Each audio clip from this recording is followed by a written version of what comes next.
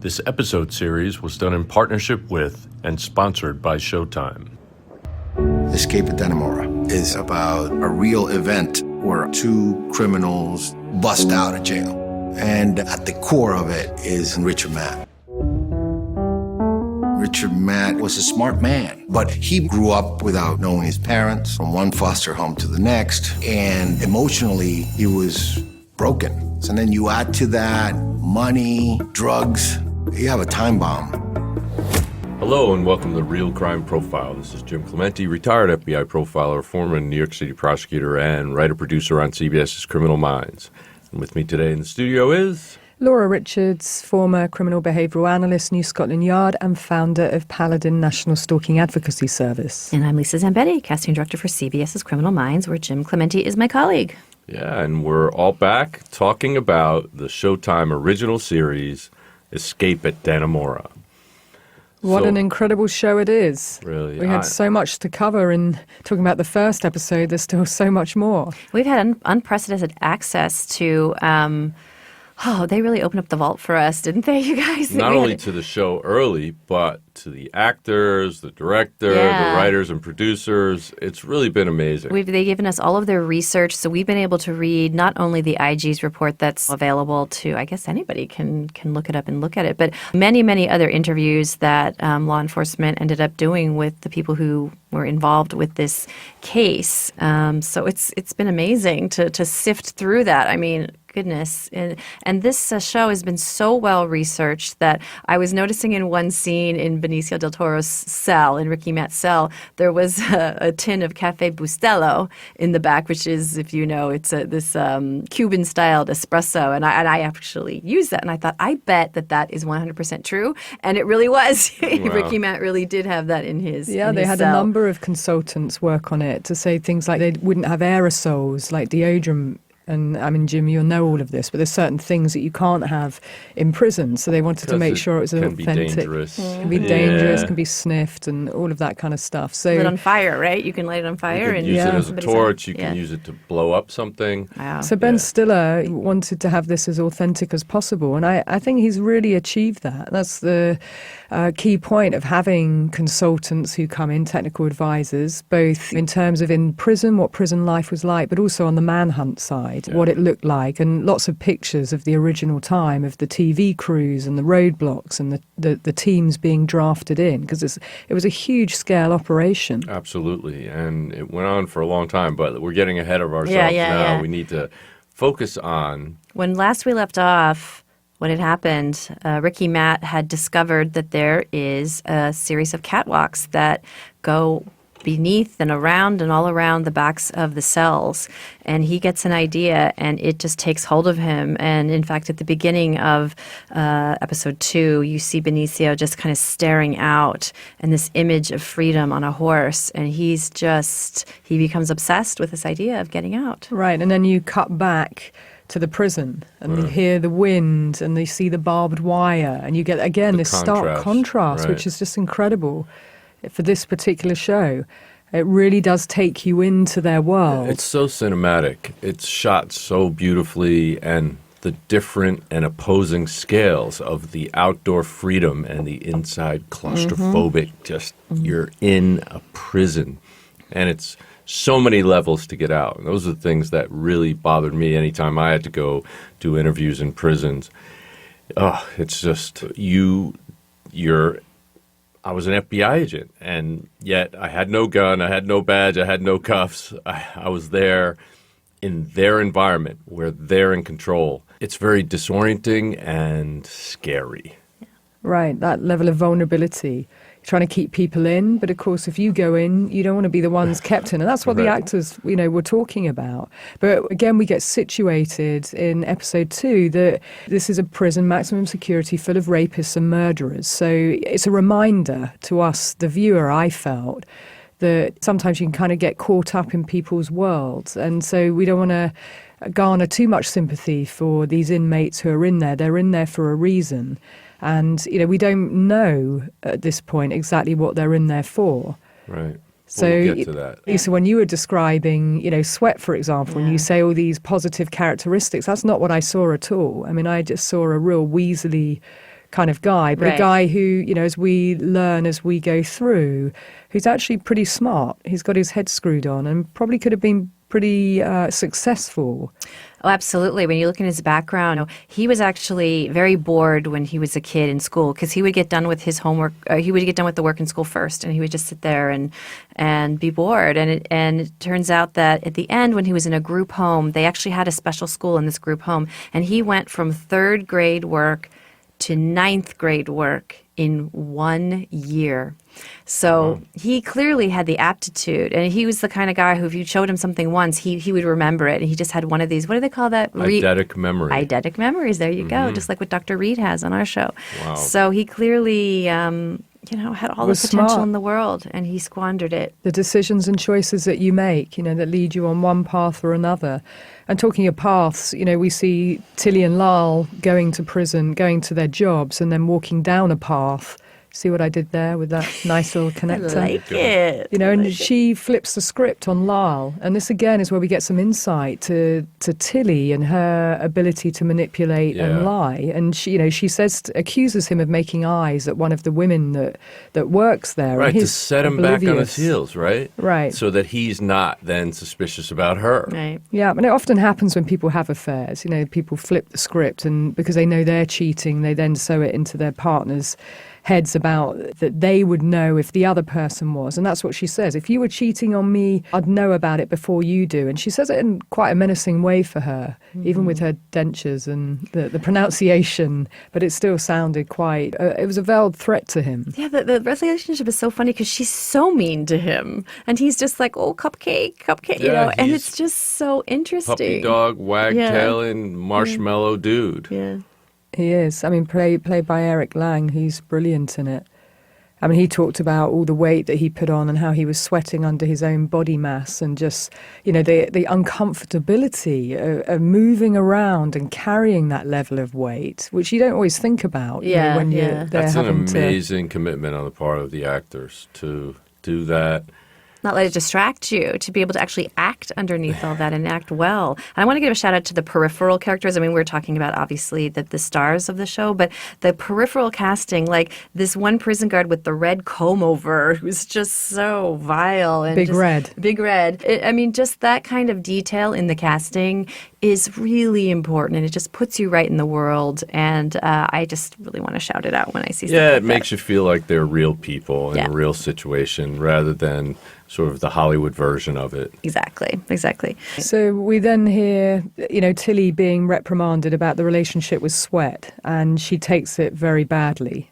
She's called in, there's, an accusation that's made, and it's, a rumor, but she's told that, it's a problem and that Sweat is going to be moved out of the tailor shop, which she is devastated about. Absolutely.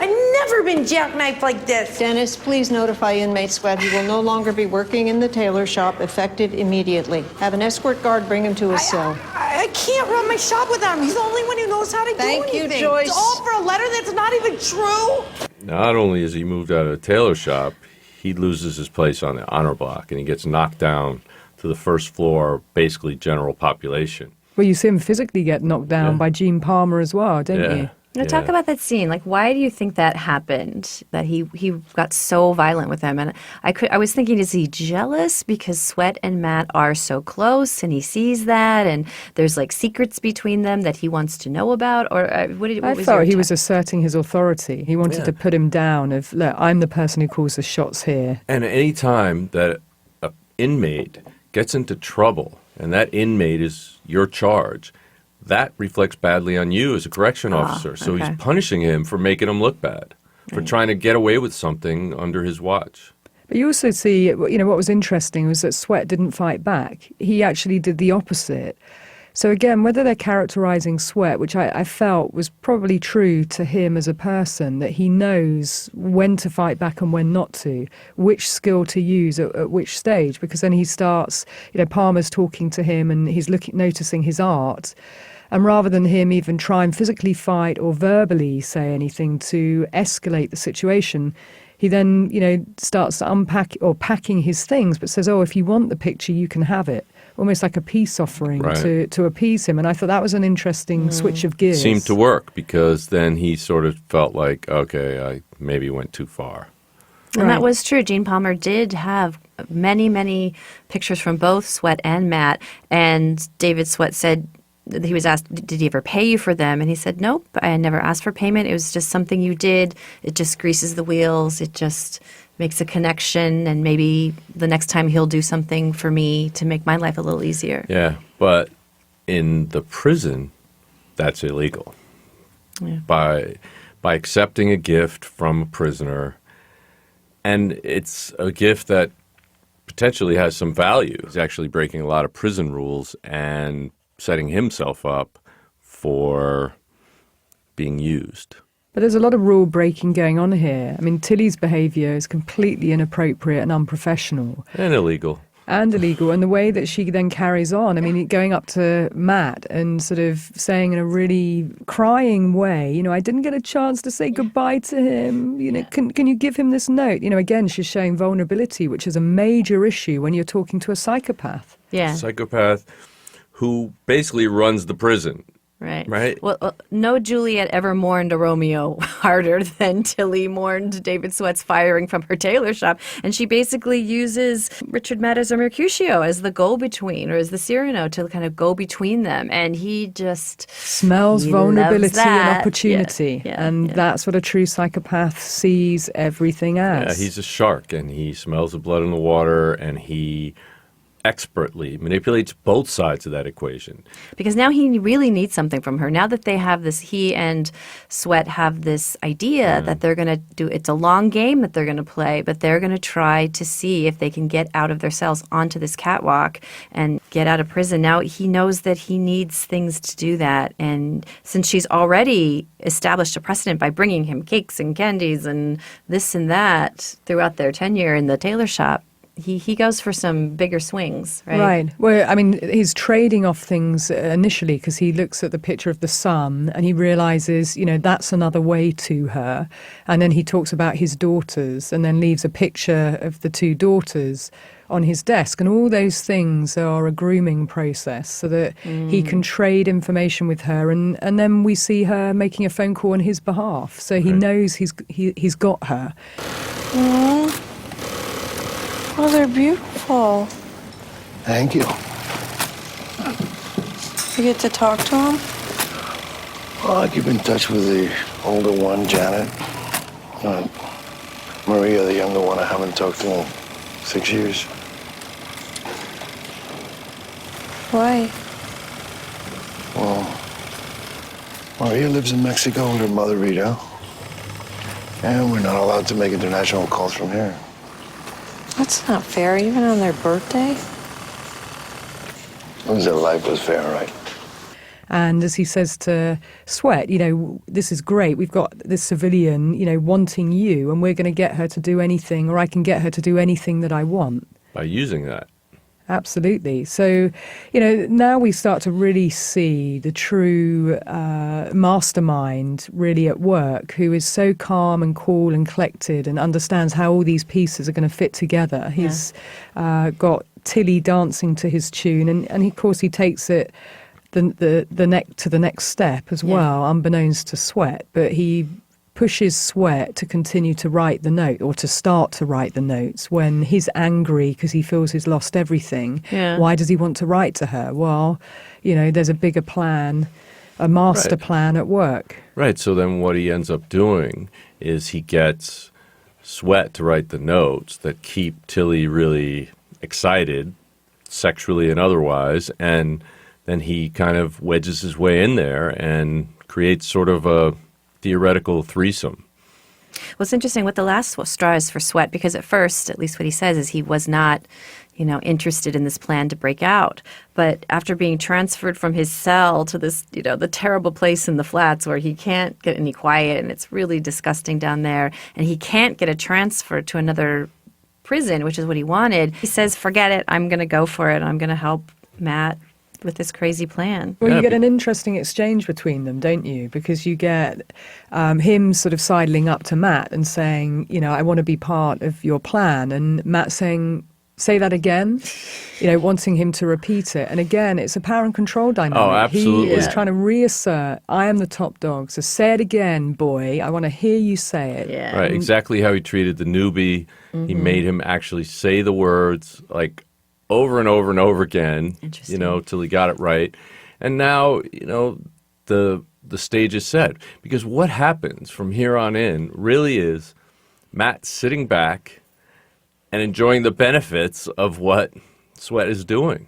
Right. And the grooming process where he moves from, to talking to Tilly to, can I shake your hand? So then we now have touch being involved. He's appealing to her on so many levels, painting the picture of the dogs. He knows where her vulnerable points are and he just plays her brilliantly. Yeah.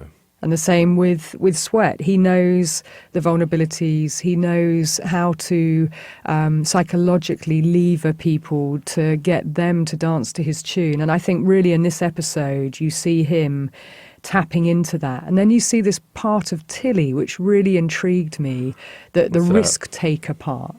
So when, he basically says to her, thank you for taking the big risk for my daughter and for me, for calling my daughter. I really appreciate it. And she says, it was fun. So the risk part was fun to her. So we start to see another level to Tilly, the contrast to her boring life and saying, well, my husband never looks at me the way that you do. And you see Matt taking full advantage, stroking her hair, knowing that he can now take it to the next level. And he asked for the hacksaw blades because he knows when to strike. He knows when the timing is right, when he's got, literally her in his hand, stroking her face. And he plays, and Benicio del Toro, I should say, plays that part brilliantly, but I can imagine that is very similar to how it went down. This episode is brought to you by Showtime and the new limited event series Escape at Dannemora, directed by Ben Stiller and starring Benicio del Toro, Patricia Arquette, and Paul Dano. Based on bizarre but true events, Escape at Dannemora tells the story of two prisoners who broke out of a maximum security prison in upstate New York, and their twisted relationship with the female prison employee who aided in their escape. Thrilling, emotional, dark, and unbelievable. In the town of Dannemora, it's not just the prisoners who are looking for a way out. Watch Escape at Dannemora, now streaming, only on Showtime. Hey, lovely RCP listeners. Sometimes it's the smallest changes that can have the biggest benefits. Like at the end of each day, writing down 3 things that you're grateful for. I tend to do that now routinely because it makes me appreciate the things that are positive and really good in my life. And here's an easy change you can make that your body will thank you for. Switching to aluminium-free deodorant. I recently made the switch with Kapari's coconut deodorant and I don't think I can ever go back. Unlike most traditional deodorants, Kapari's deodorant is aluminium-free and vegan. It's also free of silicons, sulfates, parabens, GMOs and baking soda, so it's great for sensitive skin. Kapari's deodorant fights odor with plant-based actives such as sage oil and coconut oil, and it outlasts your longest days. This is Kapari's #1 selling product and they can barely keep it in stock. And Kapari offers a money-back guarantee, so there's no reason not to try it today. It's a win-win situation. So to claim this RCP offer, go to kaparibeauty.com/realcrime to make the safe switch today and save $5 off your first order when you subscribe. That's Kapari, Kopari, beauty.com/realcrime. kaparibeauty.com/realcrime. When a person you're playing is very different than yourself, it's not immediately clear why this person's doing what they do. I watched the Matt Lauer interview. I read all these transcripts of police interviews and watched Tilly trying to emotionally manipulate people in her life. Well, as we continue into episode 3, what was interesting is that Tilly has to go to the hardware store to actually get the saw blades. And she doesn't know where they are, so she has to ask a clerk. And she asks a clerk about wooden saw blades to cut wood.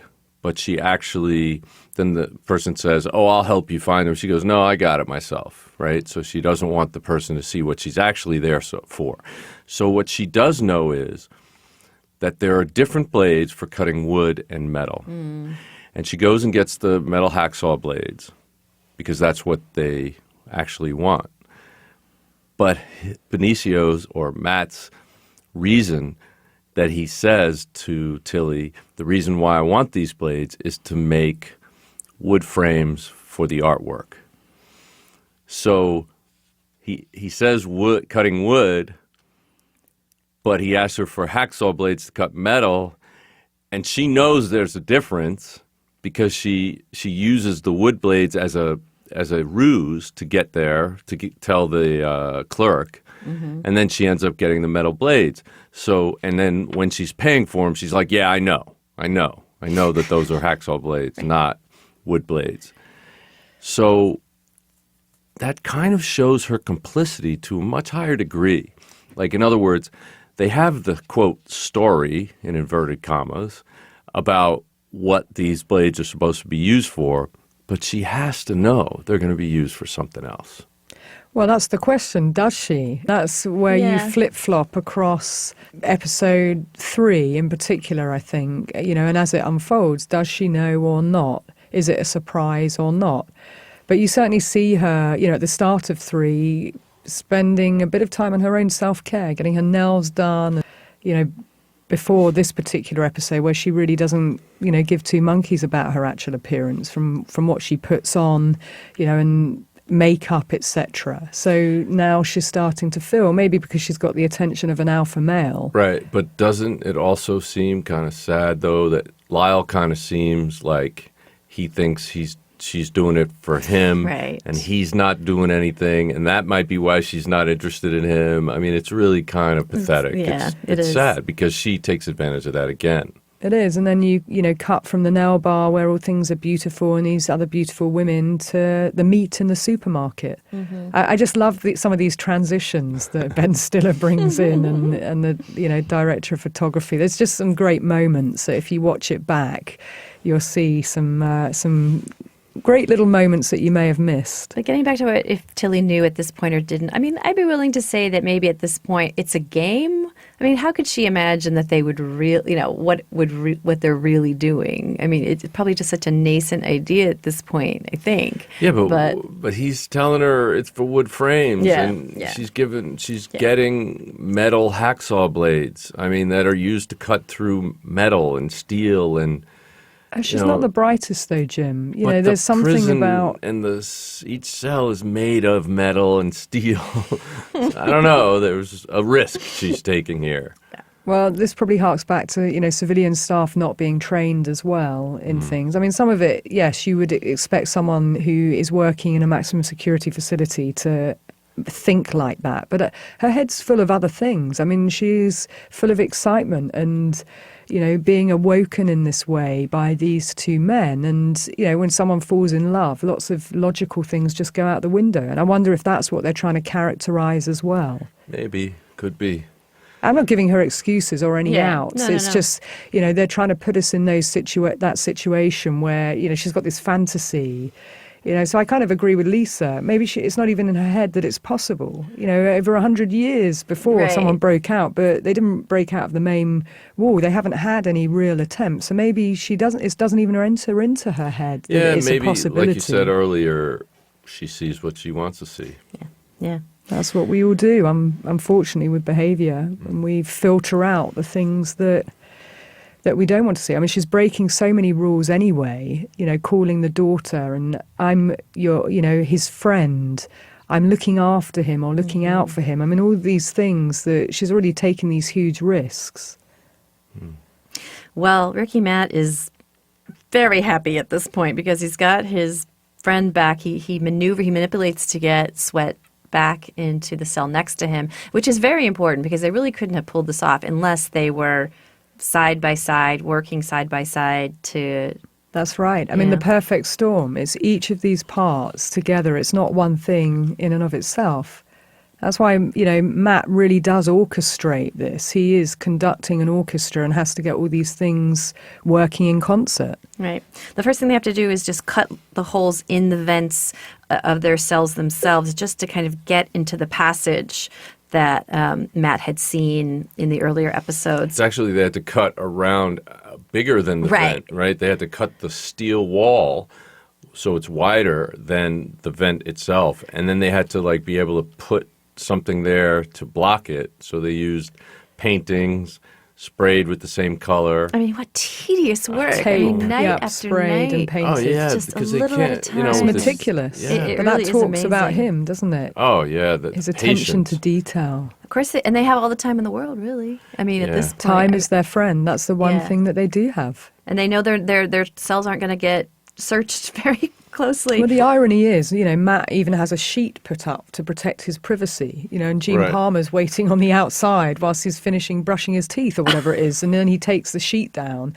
I mean, aren't they meant to have eyeball on skin the whole Oh, they're time? supposed to. Right, But right. the other thing that they did, which was an amazing little detail, was they rolled up magnets in a little cloth That was and great. put it under where he was filing so that all the metal shavings would be attracted to the magnet so they could take it away, it wouldn't be on the floor, nobody would see any evidence that they were doing this, which was very smart. I have to believe that of the two, that it was probably Sweat that came up with that idea, because he seems to be the one that's more mechanically and engineeringly Yeah, adept. absolutely. And I think we mentioned this off air, but in an interview, Sweat calls it his bids. His first bid is his first time in prison, second bid. And in all those previous bids, he really wanted to work in the industry. They call it industry when you work in this shop, that shop, and the other, because he wanted to be busy and he wanted to make money.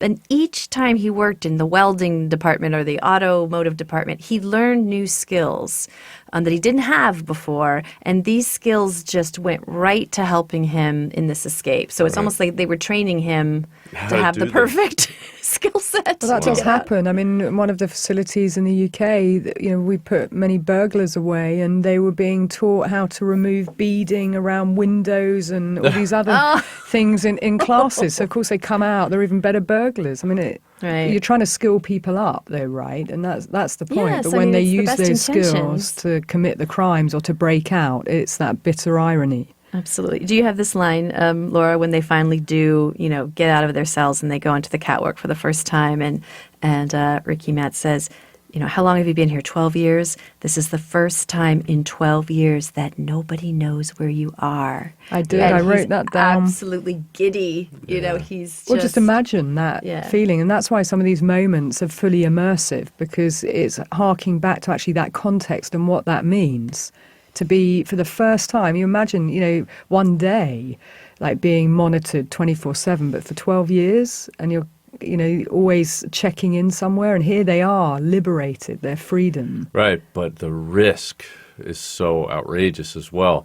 And what's crazy is, when they go down and they get down to the basement, and then they split up and they're looking for different ways, and then they figure out where they are underground. Yeah. And then they meet later and show each other how far they got. It's really interesting. And they realize, wow, that Sweat had gotten a lot further, and that his pathway is the one they should take, and it's heading their way to the outer wall, this 7-foot thick concrete and stone reinforced wall. Yeah. Talk about obstacles. They have Yeah. all these obstacles, but they are just They're Yeah. determined to get through it. And committed. And if you believe that there's hope, and if you believe it can happen, and that's what they said, then you make it happen.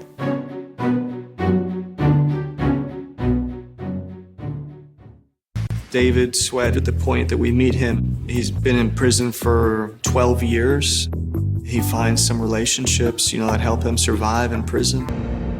I don't think he's somebody who ever really had a chance. It's too bad, because I think he had the mind of an engineer or something. You will see in the show, these are not things that an average person can navigate. So then we cut the conversation with Matt and Sweat. Actually, him, they've had this moment that for the first time no one knew where they were. That Matt now tells Sweat that he had been having sex with Tilly, and actually, numerous times, not just once. But she feels guilty about having sex with him, not because of her husband, but because of Sweat. Right. And what's crazy about this is the levels of manipulation that are going on here. Matt doesn't just say it to Sweat like, oh, I kind of, slipped up and we messed around. He's like, no, I've been having sex with her multiple times.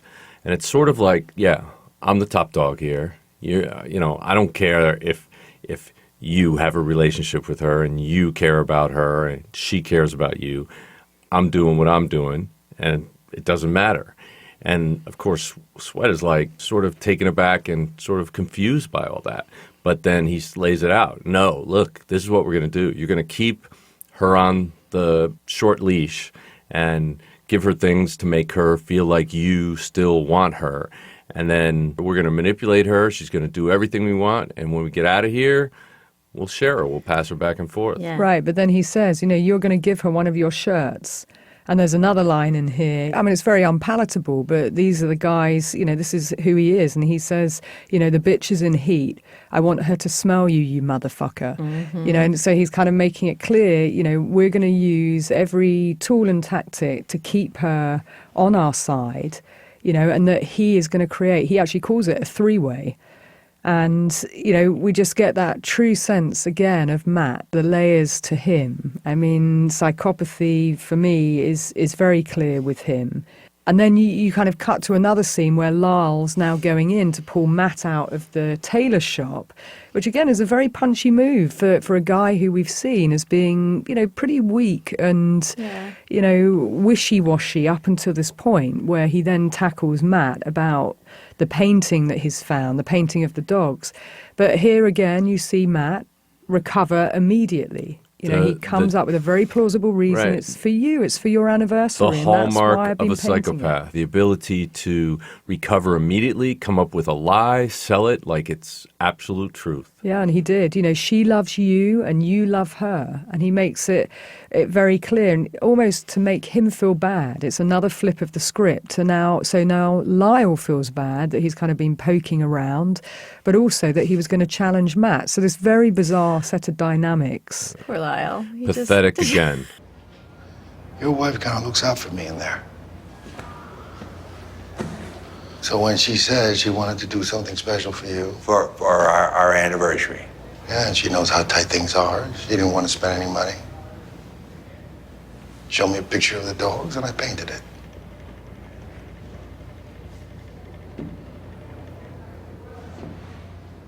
Shit. Shit.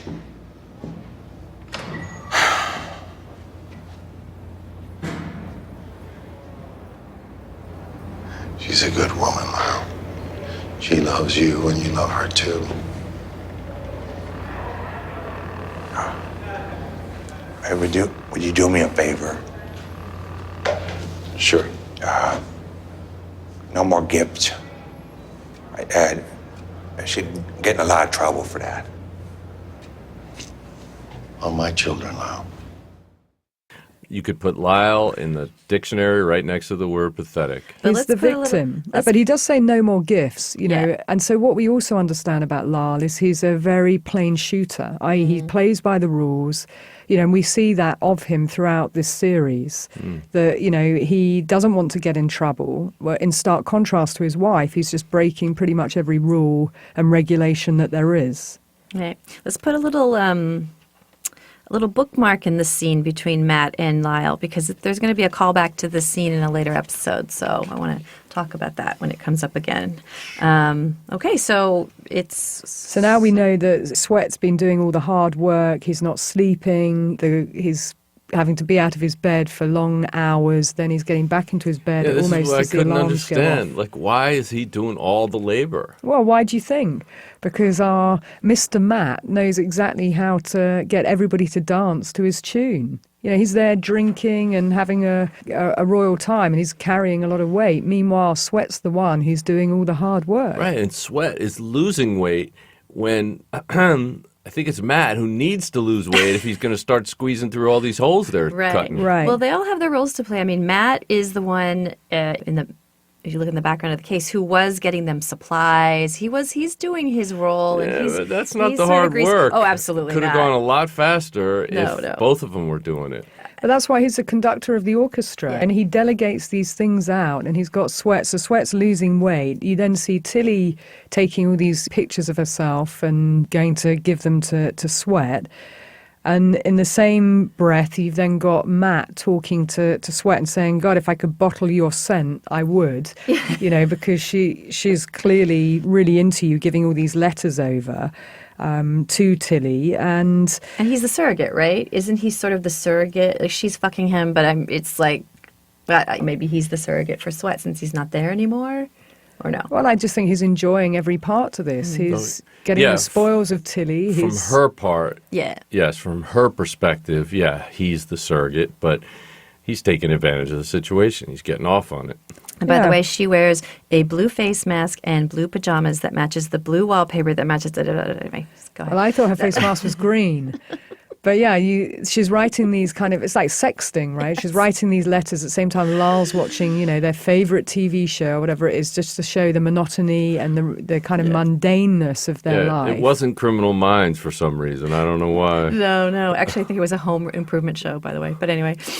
He later says he's a weather and news guy. I mean, it doesn't get any more exciting than that, right? In Lyle's world. But in the background, you've got Take Me to the Pilot blasting out. Man. So again, this great contrast with the music.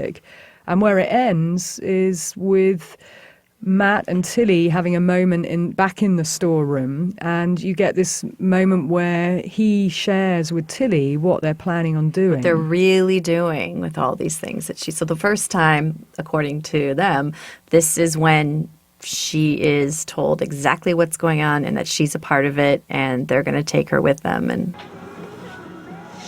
You, me, David, Mexico.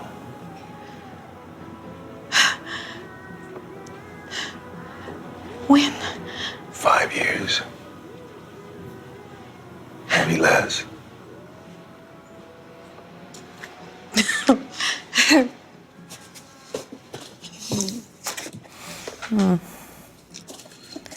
Well, I'll check back in with you in a couple of years. Here. Power bars for David. Because he looked skinny last time I saw him. Don't tell anybody.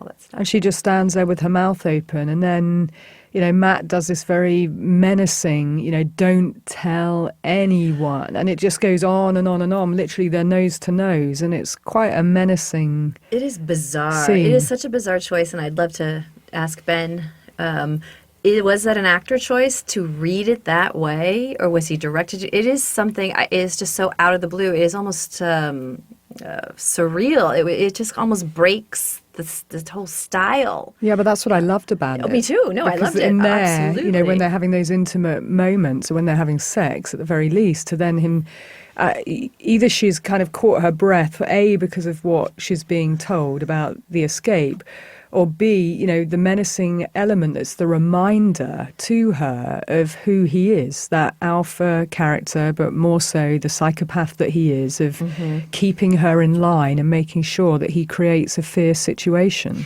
I have here that he looks at her like he's a cobra, like he will just. Yeah, it's the reminder. yeah. Dominate or be dominated. He's sharing something with her, but he's kind of putting her down, to make sure that she doesn't say anything. And that's where episode 3 ends. Another fantastic episode with so much in it. Yeah. In terms of the characters, the relationship, the development of, we know there is going to be an escape. Well, we know that because it's a true crime show. But just the how and the who and the why. And, we're still not truly sure where Tilly is with it, though, at this stage, with this kind of menacing end. But we will find out. Yes, we will find out when we We will. continue our coverage of Escape at Dannemora. If you like our podcasts, there are a few things you can do. You can take 2 minutes and go to Apple Podcasts and leave a 5-star review. You can also check out all Real Crime Profile offers and promotions and our sponsors in our show notes. Another thing you can do is go to Facebook and like our Facebook page, and you can also follow us on Twitter at Real Crime Profile without the E. And one last thing, please tell your friends, family and colleagues about us and spread the Real Crime Profile word. Thank you so much for listening. We really appreciate all of our listeners. Real Crime Profile is produced and edited by Paul Francis Sullivan. Sound engineering by Mike Thal. Music is composed by Simba Tsumba. Logo art by Jim Clementi. Real Crime Profile is produced by XG Productions and distributed by Wondery.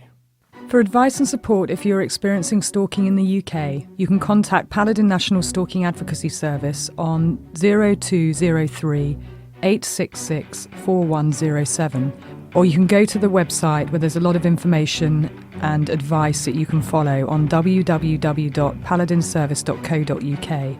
If you're experiencing domestic abuse, you can call the National Domestic Violence Helpline for free on 0800 2000 247. In the US, if you're experiencing domestic abuse and need advice, shelter or counselling, you can call Genesis, the 24-hour hotline, on 214-946-4357. You can also go to their website for further advice or support, www.genesisshelter.org. And there's the domestic violence hotline on 800 799 7233.